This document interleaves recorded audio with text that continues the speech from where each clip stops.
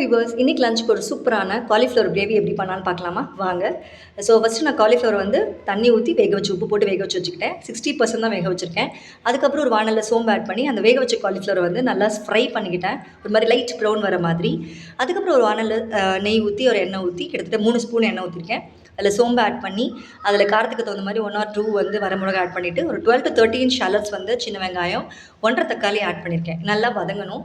தென் தூள் பார்த்தீங்கன்னா அரை ஸ்பூன் கரம் மசாலா, அரை ஸ்பூன் பிரியாணி மசாலா, 1 ஸ்பூன்லேருந்து 1.5 ஸ்பூன் வந்து காரத்துக்கு ஏற்ற மாதிரி நான் வந்து வீட்டில் அரைச்ச மிளகாத்தூள், அரை ஸ்பூன் வந்து கொரியாண்டர் பவுட்ரு, ப்ளஸ் வந்து ஒரு ஒரு ஒரு 5 to 6 பீசஸ் வந்து கேஷ்யூ ஆட் பண்ணியிருக்கேன். இது நல்லா வதங்கணும். உப்பு போட்டு நல்லா வதக்குங்க. அப்போ தான் சூப்பராக வதங்கும்.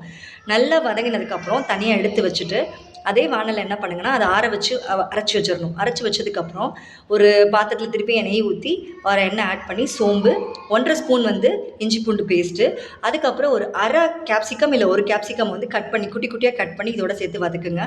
வதங்கினதுக்கப்புறம் நம்ம ஆல்ரெடி அரைச்சி வச்ச அந்த இதை வந்து பேஸ்ட்டை வந்து இதில் ஆட் பண்ணிவிட்டு நல்லா கொஞ்சம் நேரம் ஒரு 1 to 2 மினிட்ஸ் கொதிக்க விட்டுட்டு அதில் வேக வச்ச காலிஃப்ளவர் ஆட் பண்ணி அதோட ஒரு அரை ஸ்பூன் மிளகுத்தூள் போட்டு கொதிக்க வச்சிங்கன்னா சூப்பராக டேஸ்ட்டாக ரெடி ஆயிரும் காலிஃப்ளவர் கிரேவி.